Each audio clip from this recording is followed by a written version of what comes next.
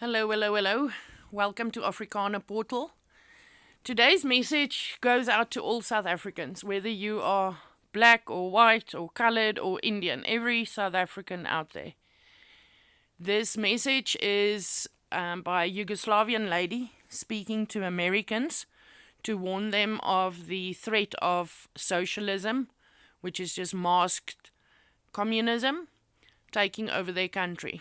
And I need you to watch this and see what of these things remind you of South Africa and how far along this road we already are. As you are listening to this video, could you please comment anything whatsoever that you think that we as South Africans can do to stop this situation in South Africa? At the end of this video, she gives suggestions to Americans of what they can do, but they have a different political system whereby they can reasonably speak to their senators and their state and people and protest what is going on. We have quite a different system where pretty much the people that are causing the problem are already in charge. Even if your idea is not the whole idea, if you just put down a little building block or a little brick, then somebody else can build on top of that. So I would love it if you would engage in this conversation and make any comment whatsoever that you think might be a suggestion to help South Africa in this situation. And if you disagree with this video, I would also like to know that, please. I would love it if you would like and subscribe to my channel to get further notifications, and that will help me grow.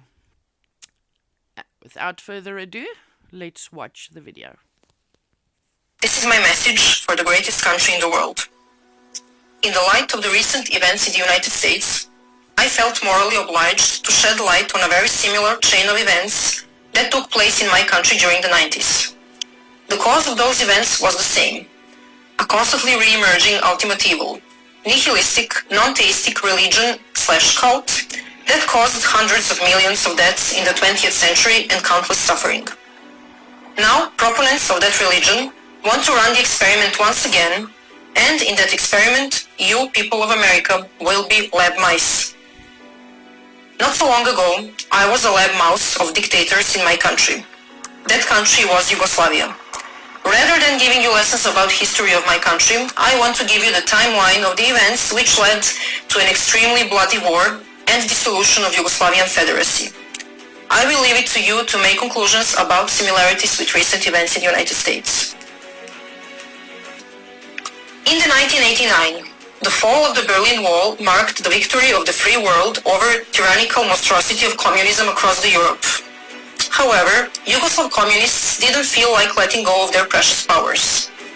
Since the climate in Europe was extremely anti-communist at the time, they knew they needed a new strategy, an ideology that would seduce the masses and keep the power in their hands. So they come up with a very clever idea: to rebrand the communism in Yugoslavia and to change its name into socialism. Not any type of socialism, but a very special type, the National Socialism. Sounds familiar? The playbook they used to progress with their agenda was already tested in Nazi Germany. To establish National Socialism, you must first install hatred in people. In order to create genocidal levels of hatred, you must divide people of one country in well-defined groups. In other words, you must create tribal or groupthink. This can be achieved in different ways. You can divide people by ethnicity, by race, by religion. You can let your imagination go wild. Since Yugoslavs were white and practically indistinguishable among themselves, the only card they could play was the religion card. Yugoslavia was very mixed religion-wise, and we had Orthodox Christian Serbs, Catholic Croats and Slovenes, and Muslim Bosnians. A perfect starting position. In the next phase, you must start making such social policies so terrible that will inevitably lead to the countless individual disadvantages. When the consequences of such government policies become obvious, you must start claiming that the cause of those inequalities is nothing but discrimination and hatred of one group towards another, and naturally, you must start screaming that those inequalities must be corrected by favoring the oppressed, discriminated group over the oppressor group. Enter national quotas for hiring. Now just replace national with race or women.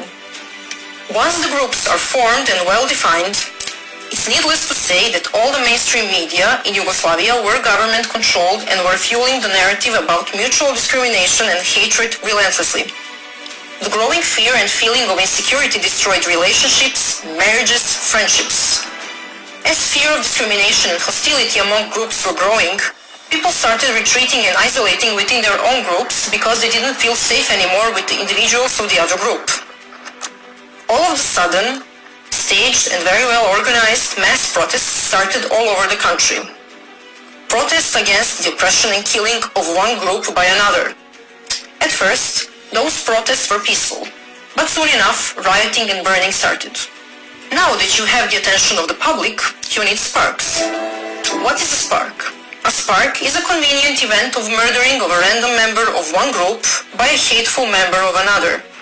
And you usually need more than one of those. At this point, people were still not completely divided. There were still reasonable people left, those who understood we are all one nation under God, and that we will not kill each other under any circumstances. They went out protesting together, singing for peace and holding their hands. But the hunger for the absolute power of socialists was stronger than our love for each other. And shootings and attacks at protesters continued. In the next phase, the tipping point with no return was reached. People started erecting barricades at the entrance of their cities, their neighborhoods, even on highways and roads.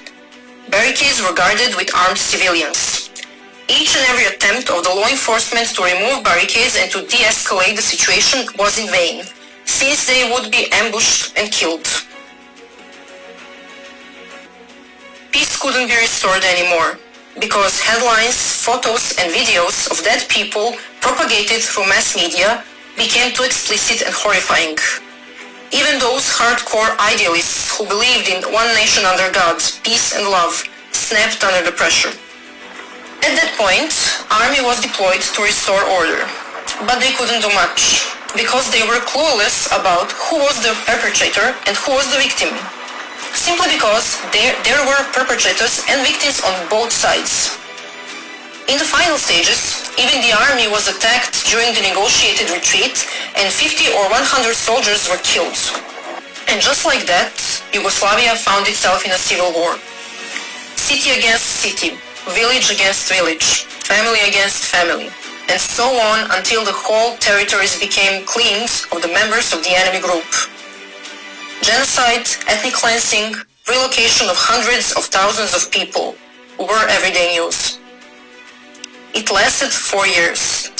100,000 people died. Some 500,000 were displaced. Those people lost everything. Yugoslavia was drowned in the bloods of thousands of innocent people and destroyed forever. You might wonder how we let that happen. How could we let things get so much out of control? That was because we didn't realize who were the real enemies, the enemies of the Yugoslav people as a whole. Instead, we were brainwashed into buying the story that we, the people, are the enemies of each other, while our true enemies were advancing with their sick, demented agenda, which had as the ultimate goal the total and unlimited power. This brings me to present times, the year 2020, and to you, American people. Unless you were living under the rock, you might have noticed that something very strange and vicious is happening in your country. But you're not exactly sure what it is and where it came from. Because the last time you checked, you were one nation under God, a country of free, independent individuals with equal rights under the law and core values of life, liberty and pursuit of happiness. All of a sudden, there is protesting, rioting, arson, murder, destruction of public and private property, and lots of people screaming how unbelievably racist and unjust America is. And before you even manage to prepare your morning coffee and turn the TV on, once united Americans are at each other's throat, and a bunch of nice and caring people on TV are telling you how you should accept the violence and hatred against Americans because you deserve it. If you have paid attention to what happened in Yugoslavia, I hope you have realized by now that your true enemies are not your fellow Americans. The ones who are, they want you to hate each other and to kill each other, while they're taking away your constitutional rights, your freedoms, and your country, your heritage, your way of life, and the future of your children. Although it is more than obvious that there are very well-organized groups used as tools to install and amplify hate and to create division between Americans, there are only metastases which have spread through once healthy America. Of course, there are violent terrorist organizations and they must be removed as well. But the main cancer that is killing America, the one where all this mayhem is coming from, is somewhere else. The real and extremely dangerous enemies of American people are the elected officials in your government, in your states, in your courts. Representatives, governors, mayors, judges. The ones who are pulling the ropes. The ones who hate America and American people so much that would even sacrifice the life and prosperity of their own children just to see it burn to the ground and American blood spilled. Those are really sick, demented, ideologically possessed people, and they are in high positions in the government. They are governing your states, your cities, and making decisions in your courts. You know very well who they are. You know very well what they already did to once beautiful and prosperous American states and cities. They are resentful, power and bloodthirsty. They want you and your children suffering in misery and begging them for mercy. They won't stop, no matter how much you try to appease them. Unless you, American people, stop them. You're maybe thinking this is not possible. But think again. How many of them tyrants are out there? And how many of you decent American people? What makes them think they can do whatever they want with you? That they can play you for a fool over and over again? And that they're invincible? What makes them think they're gods? Morally and intellectually superior compared to you, freedom-loving Americans? Yes, you guessed it. The fact that they managed to get away with it every single time. They faced no pushback and not a single consequence for their crimes against American people. The time has come for them to pay for their treason. How you should act. First thing that you must do, stop caring whether you've been called a racist, a white supremacist, a selfish person who wants to spread the C-1984, or whatever nice name they have for you. This irrational fear of stigma, a phobia of being called a racist, has way more destructive implications than you can even imagine. Stop caring whether you'll offend anyone. Number of people offended by you practicing your First Amendment rights is directly proportional to how successful you are in that. Which means, the more offended, the merrier. Stop attempting to have a fact or logic-based rational conversation. Stop explaining yourself. It's useless. You're wasting your precious time and energy. They have a playbook, and changing their minds is not part of it. Second, exercise your Second Amendment rights. This means, study carefully and in detail gun laws in your state. Next, arm yourself. If you have never used a gun before, make sure to take a basic gun training. This is very important because you must know how to use a gun properly to protect yourself, your family, and your property, so that you can avoid hurting yourself or innocent people as a consequence of improper gun use. Be a responsible gun owner. Third and most important, exercise your First Amendment rights. Of course, it is very important to vote in November, but I'm afraid it will not be enough. I have seen such a diversity of ways socialists used to steal the elections in Yugoslavia, and I'm absolutely sure your tyrants will give their best to do the same. You must act now. You must go out on the streets, peacefully assemble and protest against tyranny and infringement of your God-given rights. Millions and millions of you decent American people, you must have your voices heard.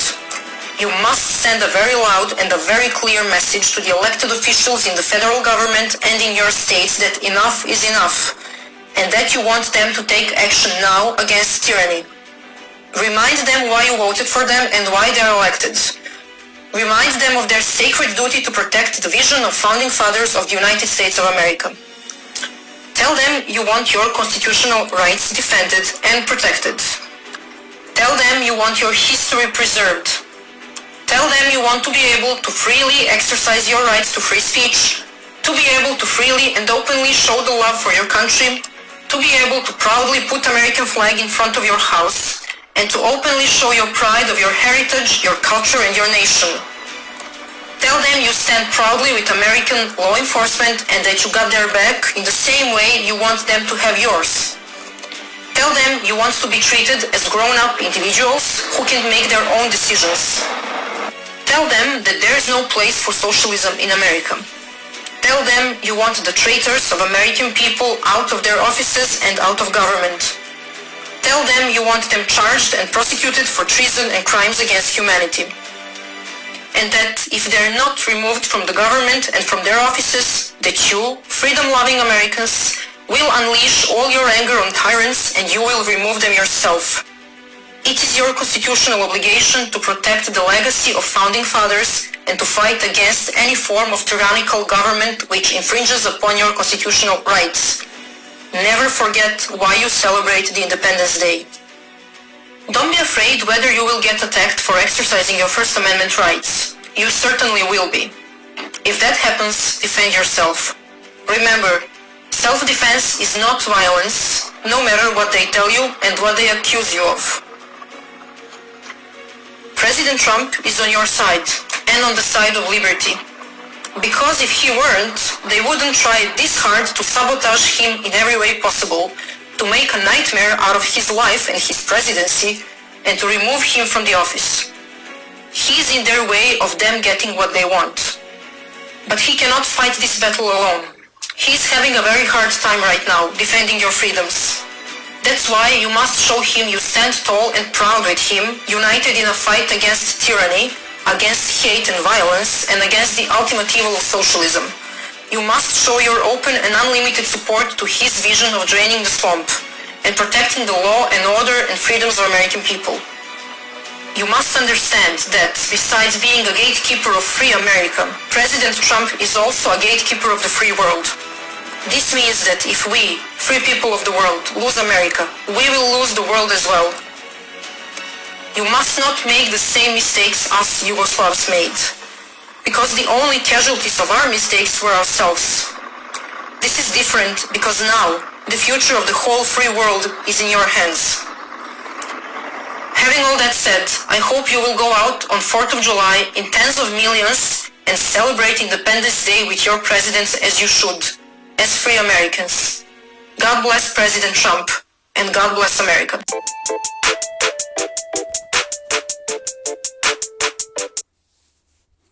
Thank you, everybody. Please comment if this touched you in any way, and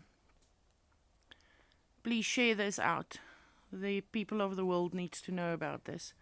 And again, I reiterate, this is for every South African, no matter what color you are.